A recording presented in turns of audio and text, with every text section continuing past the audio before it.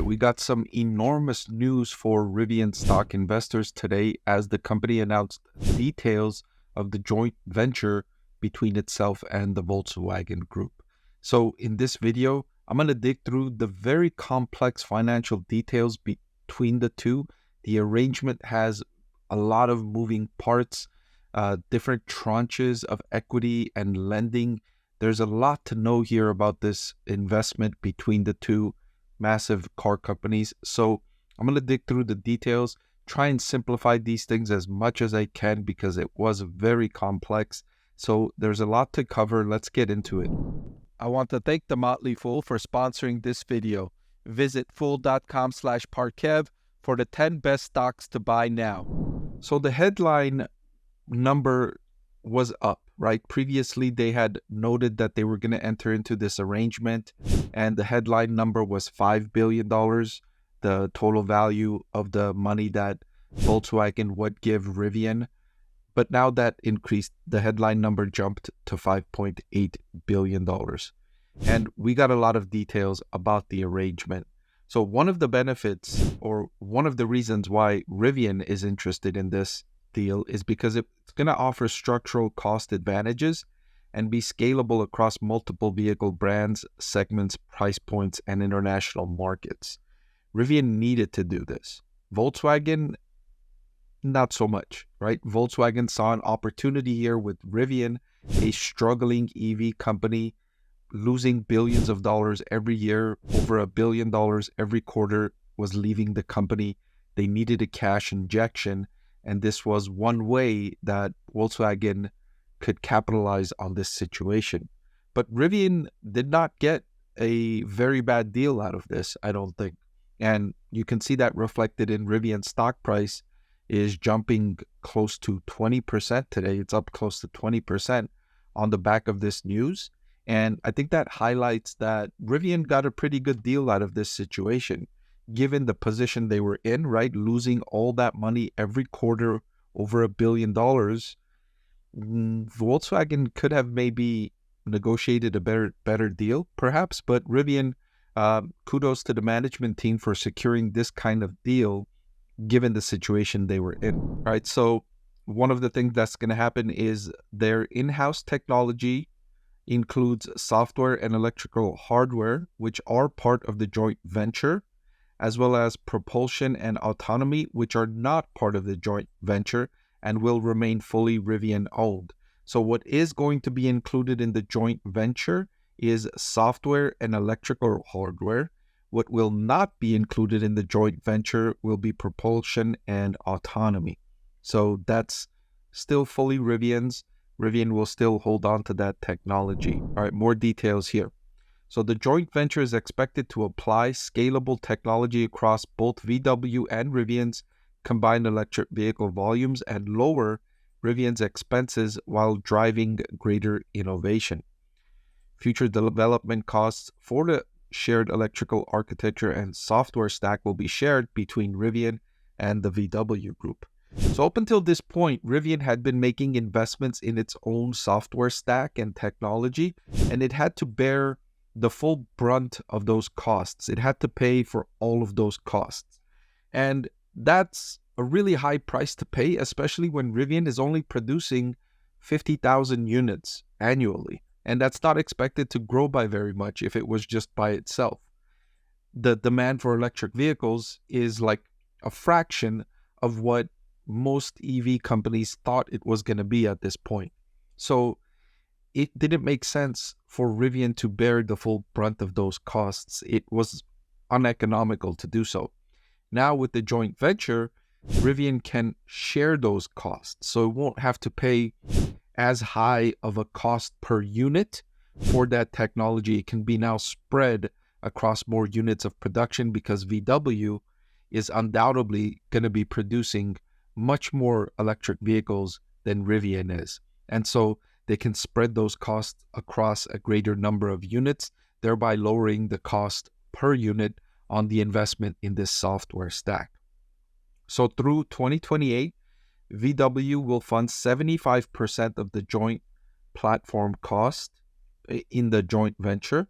Rivian will only fund 25% of these costs, but each business will fund 100% of the development cost for vehicles exclusively designed for its own brands. In other words, VW will bear the majority of the costs initially up until 2028, just to get Rivian off the ground, right? I mentioned the difficult financial position Rivian is in, losing $1 billion every quarter. They can use every bit of this help from VW. And then from 2029 beyond, the cost will be split evenly, but VW will put up $100 million per year.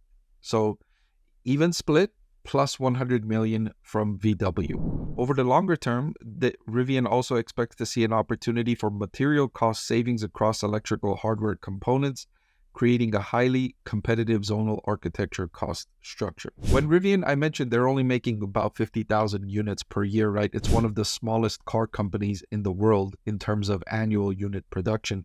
And so when they're going to suppliers to negotiate prices for materials, they're at way the back of the line. They're getting very poor treatment from suppliers in these arrangements for materials, in delivery times, etc., right? But now, if they have VW negotiating on their behalf, they can get better treatment. VW is, if I'm not mistaken, one of the largest vehicle companies in the world, I believe, behind Toyota. And so VW can negotiate undoubtedly better terms for these components, and thereby helping Rivian in terms of the cost per unit of components as well. So the initial and planned investments from VW, including their cash, are now enough money. This is going to be enough money for Rivian to get through their ramp of their R2 platform, which is the lower priced, the $45,000 model that they're hoping to come out with in the first half of 2026. So this gives them enough money to do at least that. But it also gives them enough money to bring their mid-size platform in their Georgia facility, which they have on pause right now. Because remember, I talked about demand for electric vehicles is only a fraction of what they thought it was going to be. They thought it was going to be much more. So they planned this extra manufacturing facility to make all of these electric vehicles that people were supposedly going to buy. Turns out people don't want electric vehicles as much as Rivian thought they were going to want them.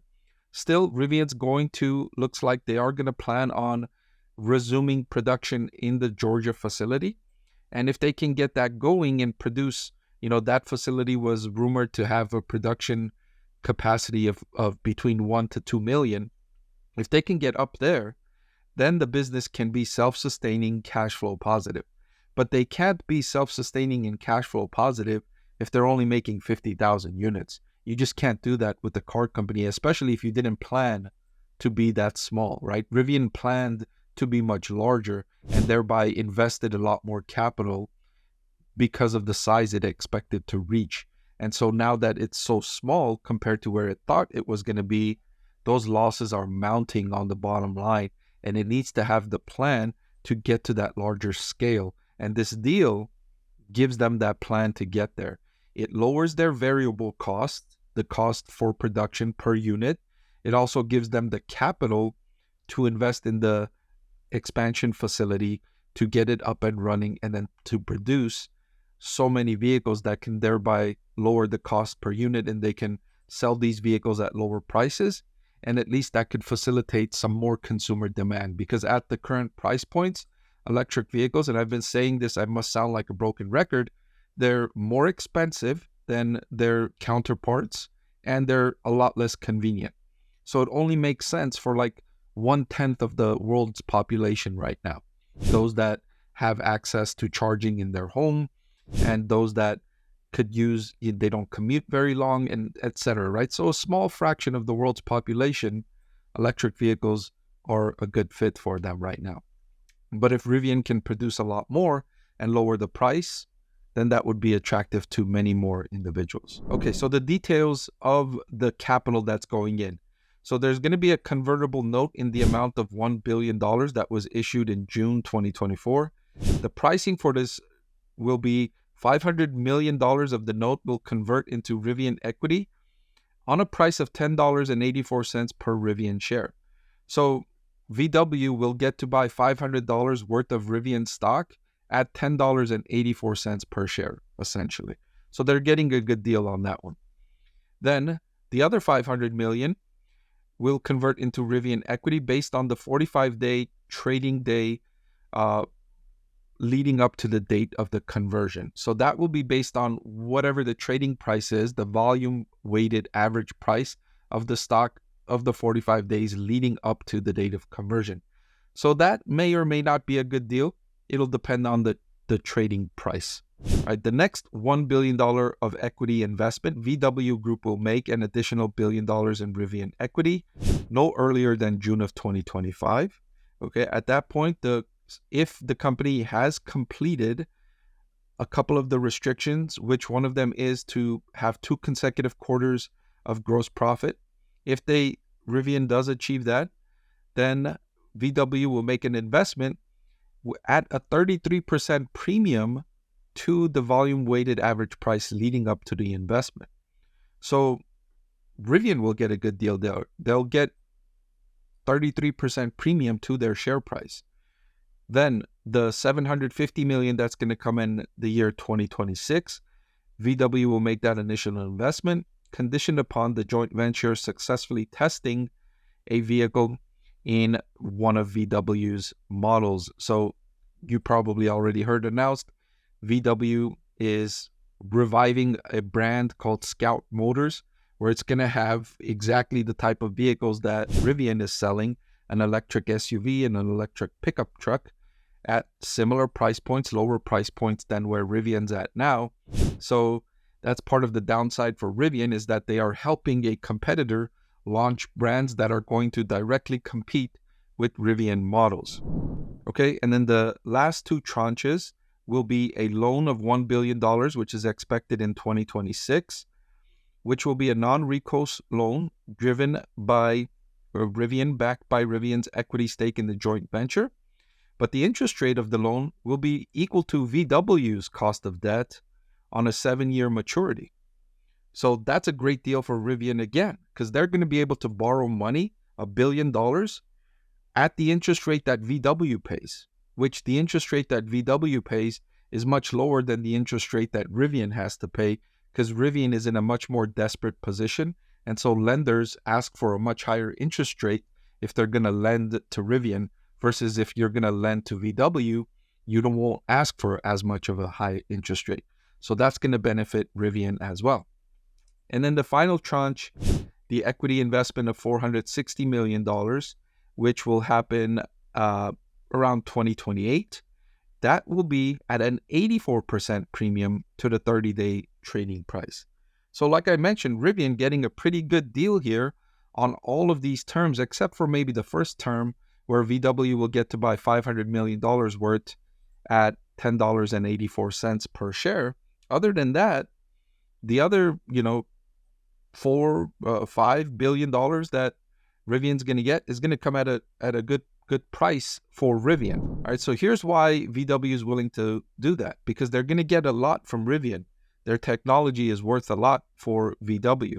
And the joint venture, Rivian will transfer the majority of the initial software and hardware teams responsible for developing the network architecture and the full software stack within the joint venture.